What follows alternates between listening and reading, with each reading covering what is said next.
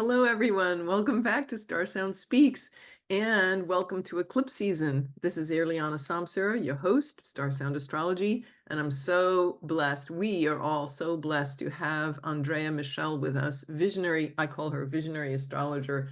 And welcome back, Andrea. I'm so glad to see you. The pleasure is mine. Thank you so much for having me back.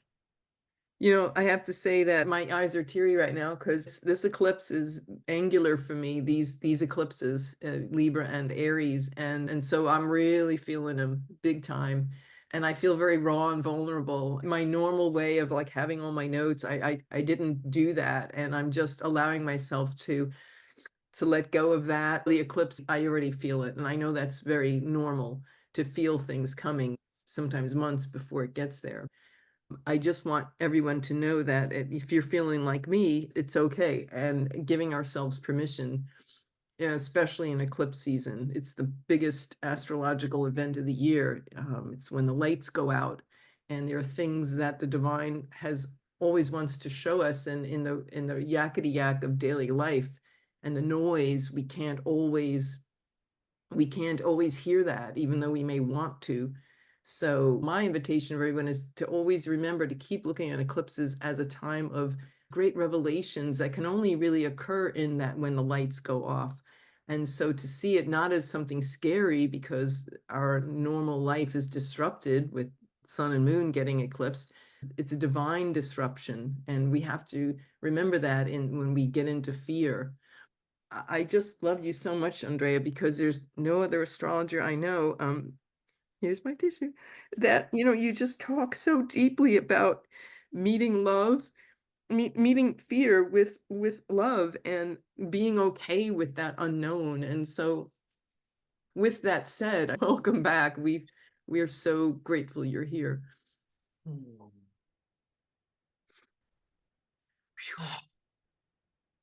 Thank you. I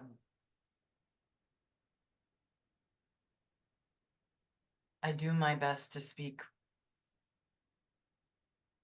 from places within me where I have touched in on what I'm speaking about. I do my best in my daily life to meet places in me so that when I'm speaking, there is some resonance and some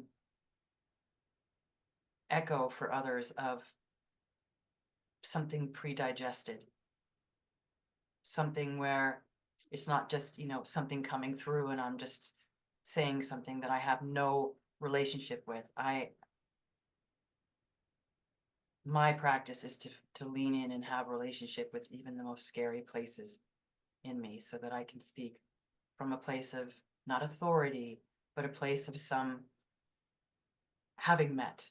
Right. So perhaps that's what you're sensing, Yeah. and that's all I can do. So thank you very much for entrusting me with whatever I'm bringing and your viewers as well, to whatever extent they resonate with what I have to say. So thank you very much.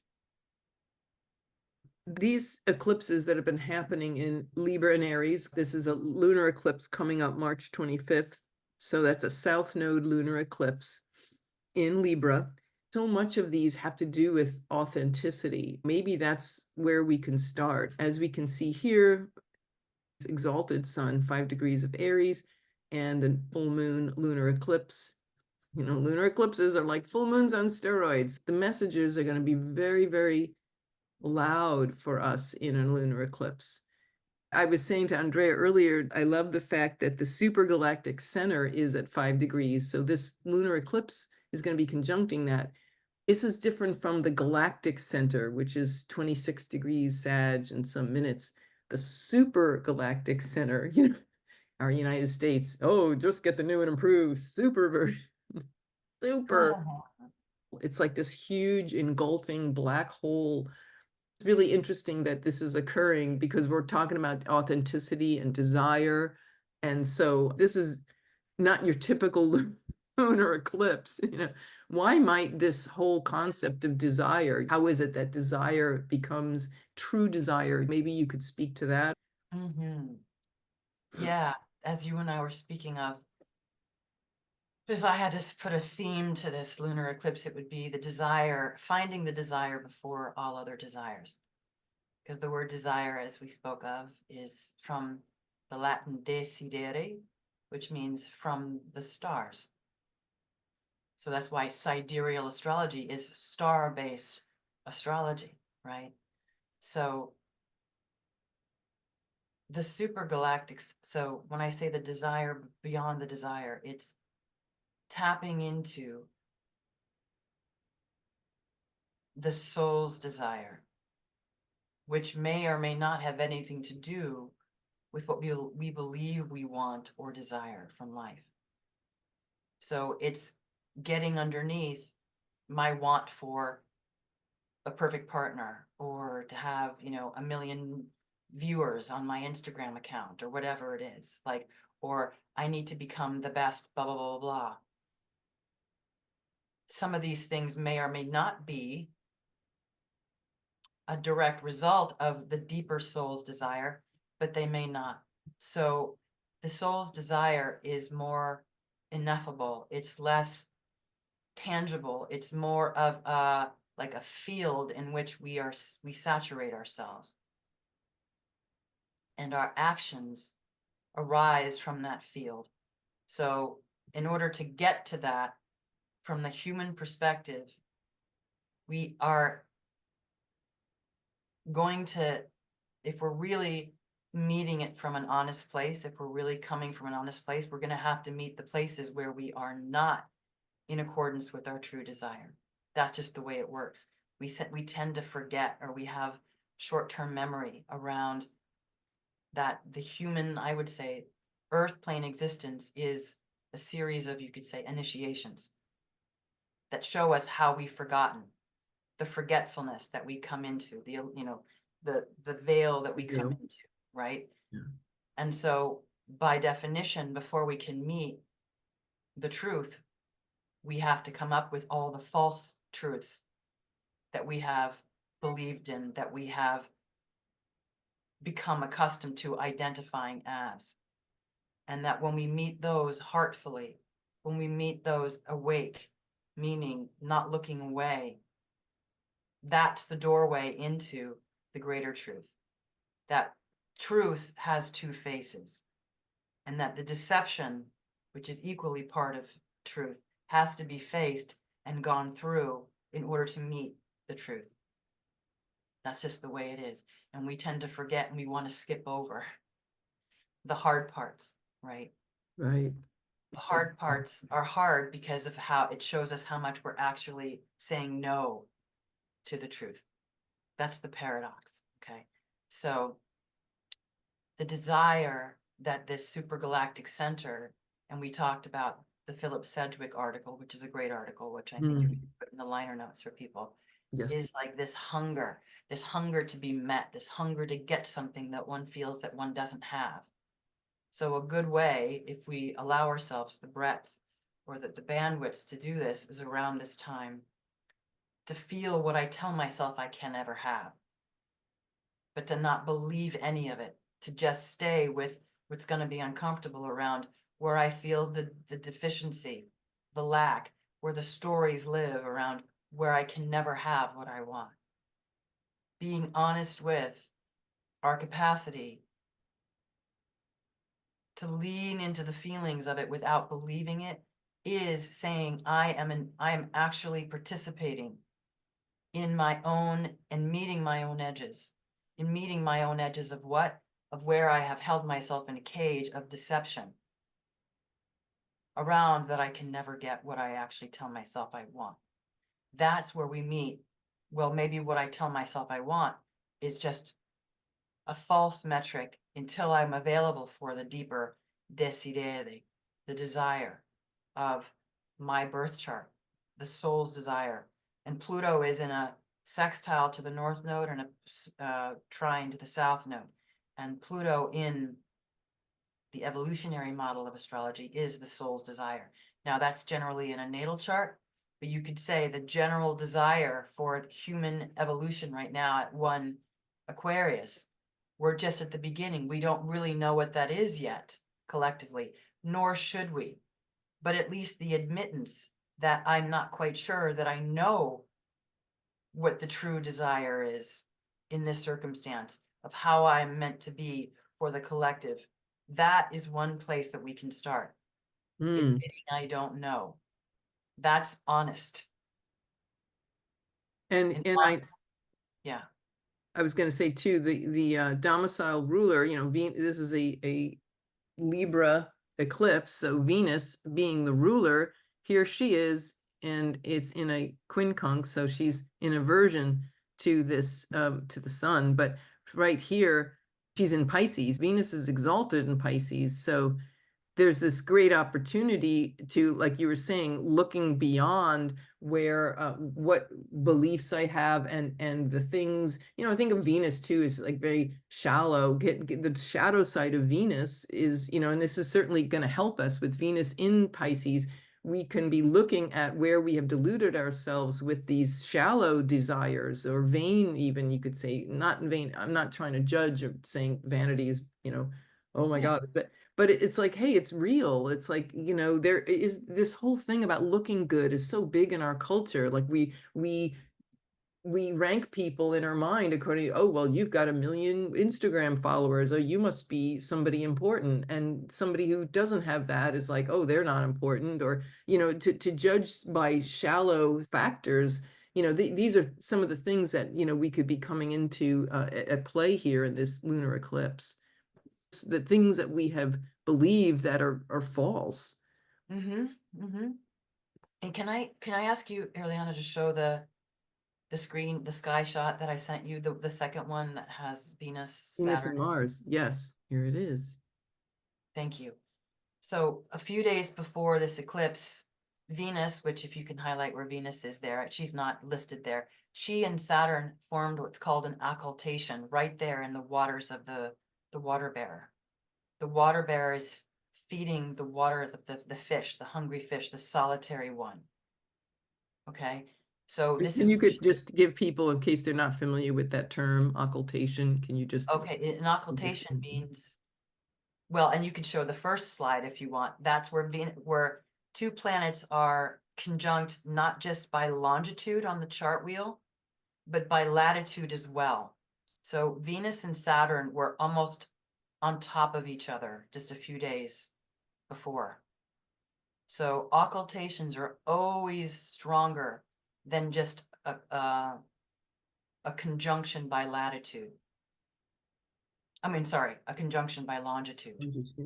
So occultations mean the influence of those two planets on each other is way more intensified. Okay. So Mars and Venus too, their recent conjunction in February. They're each morning stars, but they're each on different paths. And we know that from looking at sky factors. For example, Venus is dimming slowly and starting to speed up. She's also getting further and further from Earth. Mars, on the other hand, is starting to brighten, slow down, and come closer and closer to Earth. So at their meeting, at their Hieros in Aquarius, having both met up with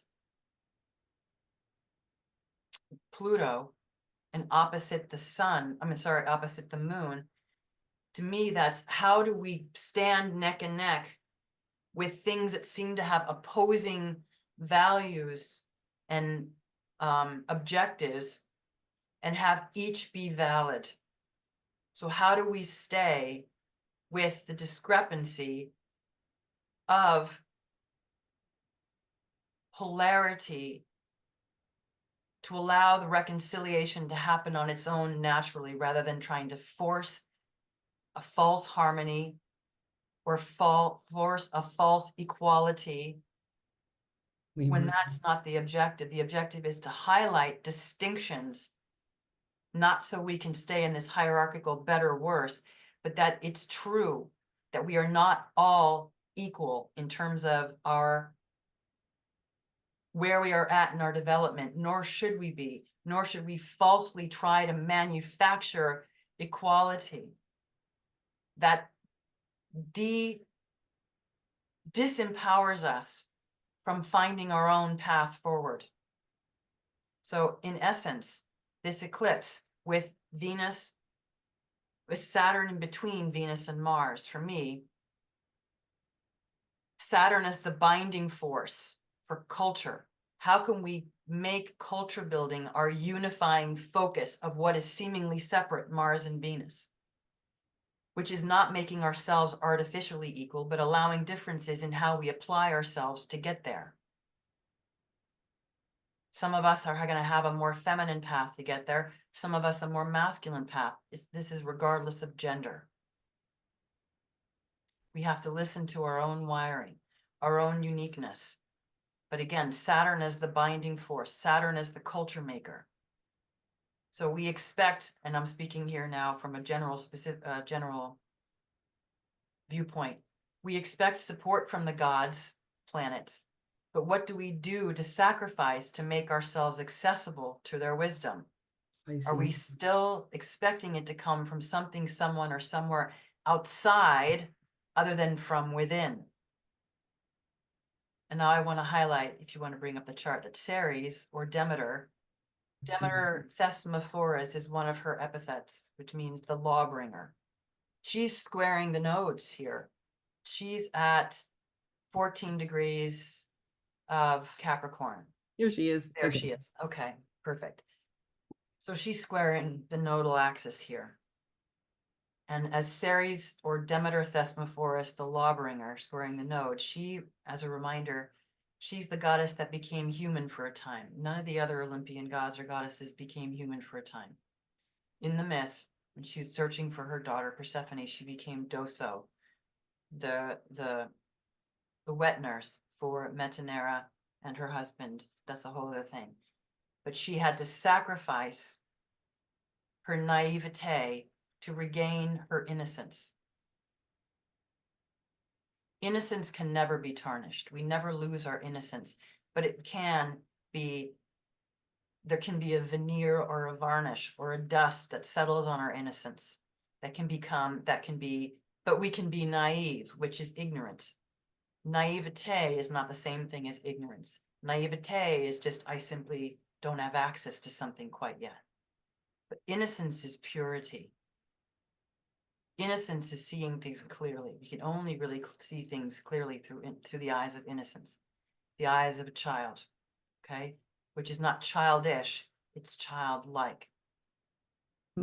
So the thing about Ceres here is she's asking us whether or not we want to remain naive or we want to regain our innocence, which requires us to sacrifice and allow our humanness to be along for the ride, meaning if we're shoulding ourselves that we should know what to do when we don't know what to do, that is artificially assuming that we have godlike powers when we haven't actually really met that place in us that is willing to say, I don't know, in order to have true wisdom arise. Wisdom comes from down and in. And I want to share, I mentioned before we started recording that I'm rereading an amazing book by the author C.S. Lewis called Till We Have Faces. And there's a quote in here where he says, holy places are dark places. It is life and strength, not knowledge and words, that we get in them.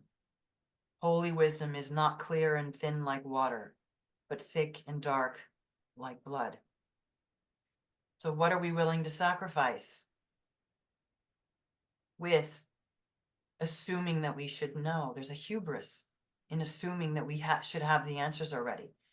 There's an assumption that we come in with, in a sense, that we should have it all available to us. And this is a marker of how much we have deferred our own empowerment to something or someone's outside of us, rather than our own discovering it from within. So again, we are the ones. How do I show up? Are we still concerned about getting what we want and need out of life through our little desires? Or are we interested in finding what life wants and needs from us? And this is, again, this Saturn in between Venus and Mars. Are we only trying to find what we can get out of life from this perspective of survival, Chiron with the North Node in Aries? Or are we allowing ourselves to meet where survival has been the underpinning of what our motivations and our agendas have been, to drop into something deeper than that, a trust and a faith, Pisces, in ourselves from within, to discover that there's something that life needs from us, not just what we can get from life.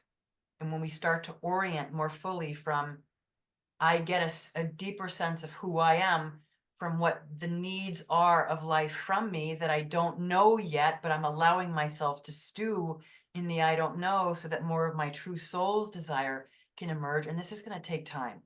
Yes. This is something that, again, we are goldfish in our memories. Unless we are putting in the Pisces polarity, Virgo, the day in and day out, humility to develop the faith in myself, in the places I don't know, to cultivate being the soil in which the richness of Pisces, the waters of everything, of true reality, can form and sink into the soil and aerate and nourish the nutrients that are already waiting in our soil. Unless we're available to really do that in a consistent basis, then we are going to have these eclipses are going to knock us off our center, because we haven't really built in the day-to-day trust and faith in ourselves that we are greater than the circumstances that happen seemingly outside of us. Mm-hmm. So again, Chiron with the North Node is highlighting the difference. And there's something else about Chiron that I haven't brought in all my work with Chiron with the North Node here yet, and that I haven't heard anybody else speak of. Chiron in Aries, Aries associated with the head, where the eyes are. So there's something about the difference between looking and seeing. Looking has a projectile quality to it. I'm looking at something. I can't help but project an outcome or an agenda onto something. And I'm seeing it with a broken lens, literally like looking through glasses where the lenses are cracked and broken or hazed over like these. But when I'm seeing something, I'm receptive. I'm allowing my eyes to become accustomed to the dark. I'm allowing my eyes to become accustomed to what's real. There's a receptive quality to seeing versus looking. So can we cultivate this practice of seeing, which means we might only see the cracks for a time, but the cracks are just showing us how distorted our lens has been. Is there anything you want to say before I continue in this? If it is uncomfortable for us, it's only, the grace of the divine is saying, look, you might not have seen this, and we're here to show you this. And it's not like you're bad and wrong, and it's a correction that needs to happen. Like a lot of people are afraid of eclipses, and it's like, we have to understand that eclipses, they're on our side. This is a good thing. It's what we need to know in order to have to connect with our true soul's desire. And Yes. if we already have been doing that work, then we're moved into another paradigm, it's a shift that happens. And one of my first astrology teachers, she said, if we do the work, if we know where an eclipse is happening in our chart, and we get proactive, we could look at it months or years before. We know where the divine is going to be asking us to look. And so if we can do that work ahead of time and really move into that, and like you were saying, be humble, the soil, the garden, tending to that soil. You don't water a garden once a week. You have daily care with, say, for example, Pisces, our spiritual practices. She said that if we do the work ahead of time, when the eclipse happens, it will rain down its blessings like a good karma piñata. I just love that. I never heard anybody talk about eclipses like that, but I just wanted to mention that there.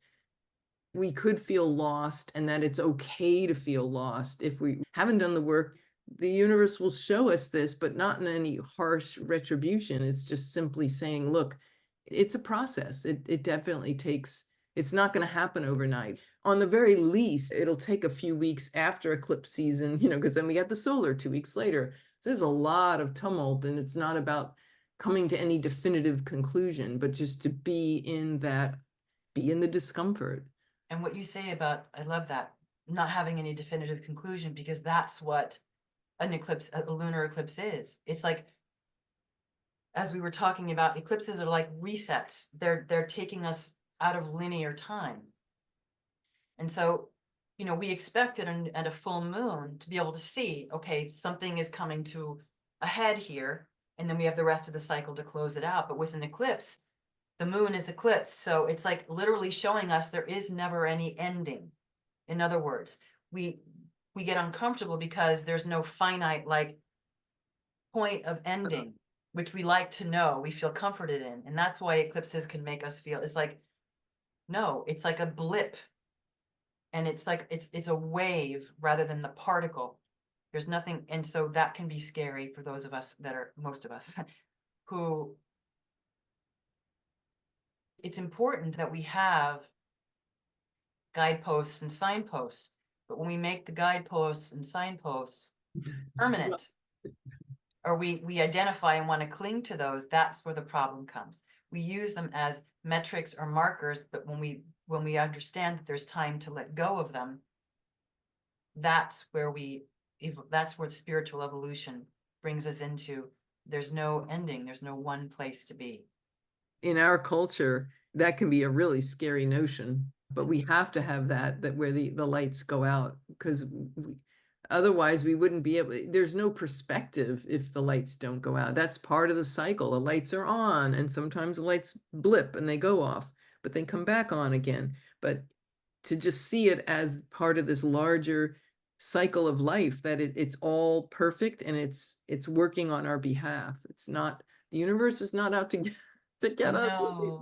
It can feel that way. I know these eclipses are happening on big points in my chart, and it's all, I already feel the uncomfortability, but I have my practices, and I sit with them, and I breathe, and I feel what's there to feel.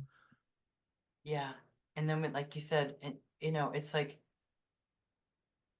there are certain practices in certain lineages where people voluntarily go for like 40 days or so at a time to be in the dark, to get accustomed to seeing beyond what what the solar day shows us, right? There's a whole other type of vision. And so this practice of learning to see in the dark is something we can always cultivate. We don't have to wait for eclipses. Eclipses can bring things to a head, and they really amplify. But, what your first teacher said is brilliant. And I would say making it a practice even to just familiarize ourselves with our own birth chart more and more on an ongoing basis gives us the capacity to meet, because then we're uncovering exactly what we're here wired for. So that no matter what transits happen to us at what time, we are cultivating our own inner resources to meet any of it and all of it the best extent we are at any one time. So one of the things that I also wanted to mention, if I may, is with Saturn and Pisces, the way that I wrote it, the gods in heaven are dissolving, meaning the projected hierarchical authorities outside of ourselves. And we must rely on the ambiguity of the roads not yet traveled through the old earth ways, right, to lead the way to the lower worlds of sustenance, nourishment, and renewal. Uranus is in Taurus. The gods are earthbound now. and So the Jupiter's moon, Taurus too, and it's about to meet up in that conjunction, getting yes, closer. exactly. Really highlighting that highlighter pen. Yeah, the resources of Earth as our guide, as it's not this hierarchical figure out there, and like, say, I think about, like, I grew up Catholic, so it was like, oh, there's this structure outside of yourself that you have to, worship and pay attention to, and it never felt right to me. I just have to say it was always, I loved growing up and listening to the stories of the saints and all, but there was this part that didn't feel right. And that was it. It's never outside of ourselves. And this eclipse is really going to show us that. Yes, definitely. And how much, yeah, beautiful. So Pluto is supporting the disintegration of the old archetypes, though their responses may be to seize us even more vehemently than ever. So one of the things I love about Jung, and for any Jungians out there, please forgive me if I'm not getting this 100%, but Jung talked about complexes. Like for me, Aquarian consciousness is the consciousness of the archetypes, the formation of archetypes, especially Saturn as the traditional ruler of Aquarius. So the formation, Saturn, of archetypes or complexes within the human psyche, as Jung called them. And he talked about neurosis came from when we were seized by these archetypes. We believe them to be who we are, right? So what happens is when things start to disintegrate, to the extent we are not in alignment with the natural disintegration of life, the things that we have to end, what are we going to do? We're going to control even more. So the seizing of the neuroses is going to happen even more. We can see it.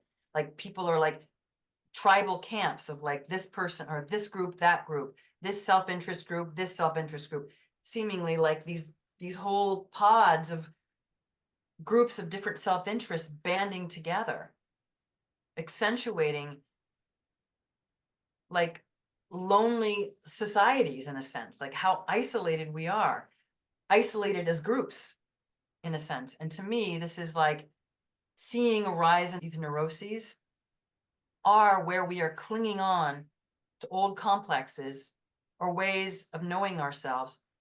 But the only way that we can cling on to something is if we haven't fully integrated it. So part again of, for me, this Saturn in between Venus and Mars is how much are we integrating, discovering what is us and what is working upon us. The paradox here is things that work upon us aren't necessarily us, but they're showing us what we are not and what we are. I could go into explaining that more, but I actually choose not to, because it's something that, for me, the space of ambiguity and nuance serves us better, especially with this eclipse, than to delineate everything like specifically. Right. Because it involves, we need to be more involved in the nuance.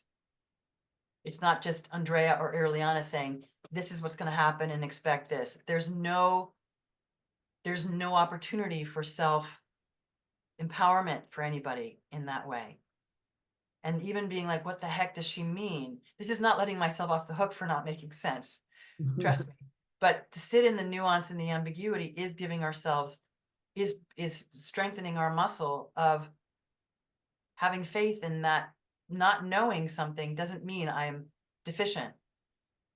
It can be I'm humbling myself to recognizing where I've kept myself small by needing to know and understand, when there's such more of a vastness in me that is waiting to self-arise when I loosen the need to know.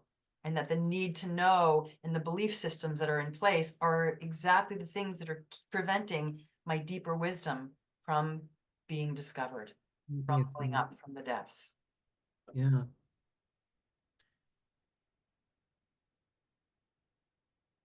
Yes.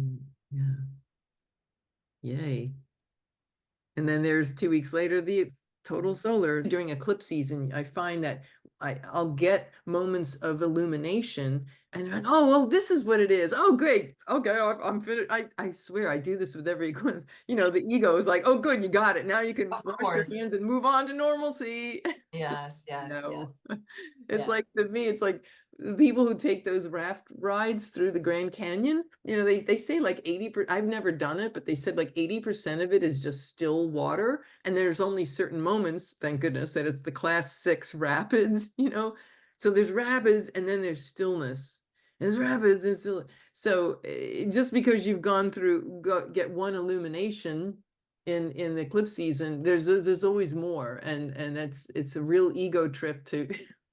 Even though I say this, I'm telling you, it's whatever. It's what we do. We go into those places, and it's not over until it's over. It's like, it is like you said earlier, Andrea, it's a process. There is no end. It's just, there are these things, but we do, I mean, in all honesty, yes, we are on the earth plane. Once the eclipses settle down, then we can we have a little hindsight, and we can, see a little more clearly but we continue our path of discovery. So Yes, life is a spiral rather than a linear line. yeah, Exactly. that's Always a good, octaves. I like that. That's a good way to put it. It is a spiral. It's non-linear. Saturn and Pisces is like, it's non-linear. Right. Yes. I'm going to sit with the things that you shared. I think that's why we do this work. The best service we can give is to just kind of paint this is kind of where the energies are happening, and then allow people the space to explore that. Yeah, and different astrologers are going to have different perspectives. There is an astrologer a traditional astrologer or Hellenistic astrologer that I really admire in a lot of ways. But one of the things that I've heard them say once that I was like, is that good astrologers will look at something and all come to the same conclusion, because astrology works and it's logical, and there should be, a general consensus, and that good astrologer will come to general consensus with other good astrologers around things. And I'm like, Ew, that doesn't feel wow, that leaves no room for anything. right. And there are other astrologers that are gonna focus and highlight on different things of this eclipse. Beautiful. And I hope people get, people might be like, well, I don't know what Andrea's talking about. I have a resonance with this astrologer or whatever. And that's cool. I think that's great. There is no one way. It's like people are drawn to whatever they're available for, whatever they want to focus on. And I think that's brilliant. There is no one, this is what this eclipse means, or this is what this means, or that's also the scary things that eclipse show us, is like everything we thought or we held on as meaningful, boom, reset. And what really is truly meaningful from the depth of our souls is going to stay. Whatever isn't, what's going to go is going to scare the crap out of us at first, but it's just that it's keeping us small. Whatever and whomever does not bring you alive is too small for you, to paraphrase David White, the poet. Can you say that again? Yeah, I'm paraphrasing, but whomever and whatever does not bring you alive is too small for you. So where are we focusing our energies to kind of stay with what we know, to hold on to the banks of the river? I think you talked about another podcast. And that's dampening our life force rather than learning to let go and discover the desire beneath all other desires. Beautiful. That's what I love about eclipses. You don't even know that you don't know it. Exactly. So I was just, here's desire. It's like, oh no, guess what? There's another layer of desire that you didn't even know existed. So first of all, it's like, whoa, there's this other level. I didn't even know that existed. I didn't know there was a deeper, I was just so programmed to think it was this many Instagram followers or whatever. Exactly. True desire compels us beyond our comfort zones. Yeah, it does. It has to. It's the evolutionary engine of coming more fully alive into more of who we are, more of our multiplicity, which is going to stretch us beyond our comfort zones. Welcome to the eclipses, folks. Welcome to life. Exactly. Right. Well, Got thank it. you. This Thank you, is Eliana. all right. Please let us know what's coming up for you and what are you feeling. I always love to hear from everybody, and I'm in there being raw and vulnerable too. There's massive changes occurring on the inside here, and sometimes it's hard to just show up and talk about it, but I think that's a place where I'm learning to just let go more and more. more authenticity. So if you feel to leave a comment, let us know. Let us know how you're doing. We're going to meet Andrea back for the solar eclipse, so keep an eye out for that. So much love and gratitude to you, Andrea. Thank you again. Thank you, and thank you to all your viewers there. You have a great bunch of people who They are so wonderful. I love all of them. Oh my God. I just love them all. I really do. They're just fantastic. So all right, everyone. We'll see you soon. This is Irliana Samsara and Andrea Michelle. Andrea, your website, if people want to contact you, can you tell us your website? Oh, sure. It's Put it Andrea below. Michelle Haeckel, which is my last name, HAECKEL .com. .com. I'll Yeah. put the link below. We'll see you soon, everyone. Many blessings.